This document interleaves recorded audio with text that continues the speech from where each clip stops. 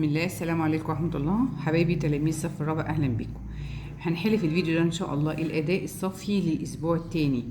الأداء الصفي ده اللي هي الأسئلة اللي المدرس المفروض بيديها لك في الفصل، فهي المفروض دي في الأسبوع التاني. فهنحل كده مع بعض. نبدأ بسم الله. حدد أيهما أكبر. هنعد عشان نعرف أيهما أكبر. قبل أي حاجة نعد أرقام العدد. دول كده 3 و3 6 و2 يبقوا 8، ودول 3 و3 6 و2 8. تمام. عشان اشوف الاكبر انا ببص الاول خانه من جهه الشمال، اللي هي هنا فيها كام؟ فيها 2. وهنا فيها كام؟ فيها 1. فيبقى عندي الاتنين اكبر من الواحد، يبقى العدد ده هو كبير من غير ما اقراه ولا اي حاجه. تمام. حدد ايهما اصغر. بس هنا كاتب لي العدد بصيغه عدديه، وهنا كاتبه بصيغه قياسيه. هنا كاتب 432 مليون، خد بالك، و175640. العدد هنا برضو ملايين، بس 342. ده 432 مليون اللي يخصني هنا المليون، وهنا 342. احنا عايزين الاصغر. طبعا ال 300 اقل من ال 400، يبقى ده الصغير. ايهما اكبر قيمة؟ الرقم 5 فيه عشرات الالوف. 5 في العشرات يبقى 50 الوف، يعني لها 3 اصفار، 1 2 3 يبقى 50,000. أم 5 في الملايين؟ لا طبعا ال5 في الملايين، لأن ال5 في الملايين ب5 مليون، يعني 5 قدامها 6 صفار، 1 2 3 1 2 3. اكتب صيغة عددية أصغر من 586,419. أصغر من، أنا ممكن أقول 500,000 بس. دي ليها إجابات كتير جدا، وممكن أنت تقول مثلا 580,000 بس.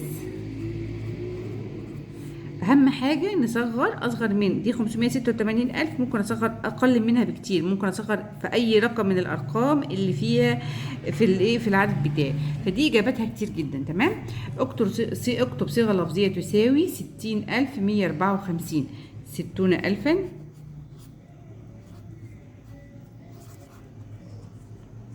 و100 و4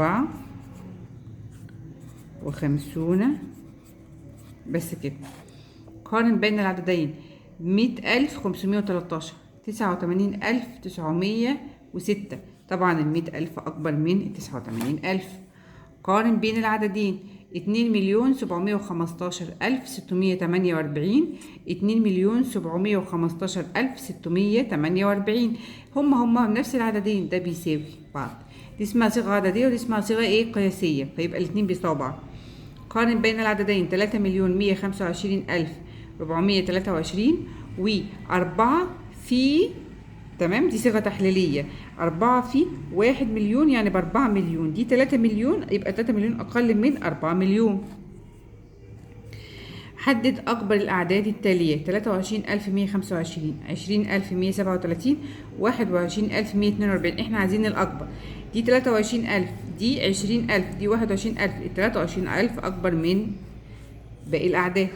رتب الأعداد ترتيبا تنازليا، يعني من الكبير للصغير. من الكبير للصغير. هنعد أول حاجة أرقام الأعداد. دول 5، دول 6، دول 6، دول 6. يبقى رقم ال5 أرقام دول هو أصغر عدد، يبقى ده رقم 4.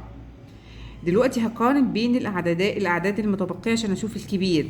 هنا 1، هبص في أول خانة من الشمال يا حبايبي. هنا 1، هنا 6، هنا 6. يبقى الواحد أصغر من ال6، يبقى ده رقم 3. حلو أوي. هيتبقى عندي العددين اللي فيهم 6 في الخانة الكبيرة، 6 و6. طيب احنا عايزين الايه؟ الكبير اللي هنعمل عليه رقم 1. دي 4 ودي 5. ال5 أكبر من ال4، يبقى ده رقم 1 وبعدين ده رقم 2. لان احنا بنرتب تنازلي من الكبير للصغير، وانت تكتبهم بقى. انت تكتبهم 1 2 3 4 وانت تكتبهم. كون صيغه عدديه فيها عشرات الالوف. عشرات الالوف فين؟ خانه عشرات الالوف. دول وحدات، دول الوف. خانه عشرات الالوف اللي فيها 6. فبقول لي كون صيغه عدديه في عشرات الالوف اكبر من ال6 فيها في عشرات الالوف. يبقى عايزين عدد ان هو اكبر من الايه؟ من ال6. ممكن اعمل 8، ممكن اعملها 8. 6 ممكن اعملها 8، ممكن اعملها 7، ممكن اعملها 9. خلاص، يبقى ممكن اعملها 7، ممكن اعملها كمان 9. يعني تبقى العدد مثلا ممكن يكون 3,871,000 196. وممكن يبقى 3,881,196. وممكن يبقى 3,891,196. يعني الثلاث اجابات دي صحيحه. المهم احنا بنغير الستة اللي في خانة عشرات الالوف، اخليها 7، اخليها 8، اخليها 9، الثلاثه صحاح. اكتب الصيغه الممتده للعدد ده هو 2,743,958. يعني ايه صيغه ممتده؟ بكتب كل رقم في العدد بقيمته. خليني اكتبها لكم هنا تحت. 2 مليون يعني 2 وقدامها 6 صفار، واقول له زائد. 700,000 يعني 700 قدامها 3 صفار، واقول له زائد. 40,000 يعني 40 قدامها 3 صفار، واقول له زائد. 3000 اللي هي 3 في خانة احاد الالوف يعني 3 قدامها 3 صفار، واقول له زائد. 9 في خانة المئات ب900 اهي، معلش انا اسفة. 5 في العشرات ب50. 8 في الأحاد ب8. ودي كده اسمها الايه؟ الصيغة الممتدة. إن أنا بكتب كل رقم في العدد بقيمته. رقم 13 أعد كتابة الصيغة العددية بالصيغة القياسية ثم رتبها تصاعدين. 570,603. 570,000 أدي 570,000. و603 600 يعني 6 في خانة المئات و3 يعني الصفر في العشرات و3. 70,000 و50,000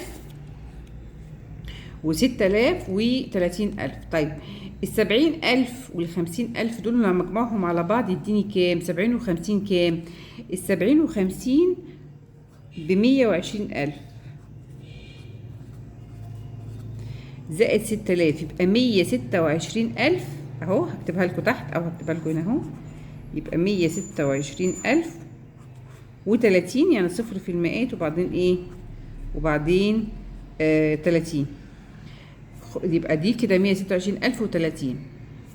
576,000 اهي، وبعدين 630 اهي. طيب عايزين نرتبهم بقى ترتيب تصاعدي، يعني من الصغير للكبير. بصوا معايا، دي 576,000 دي 126,000 دي 570,000. ال 126,000 دي رقم واحد، دي اللي هتتكتب الأول لأن دي الصغيرة. وبعدين 576 دي 126 576 570 يبقى رقم 2 ال 570، رقم 3 ال 576. تمام كده؟ ده كده الأداءات الصفية للأسبوع الثاني للصف الرابع الابتدائي. انتظرونا ان شاء الله، هنحل مع بعض الاسبوع الثالث ان شاء الله باذن الله للصف الرابع والخامس والسادس والثالث وكل الصفوف. ربنا يوفقكم، شكرا والسلام عليكم ورحمه الله وبركاته.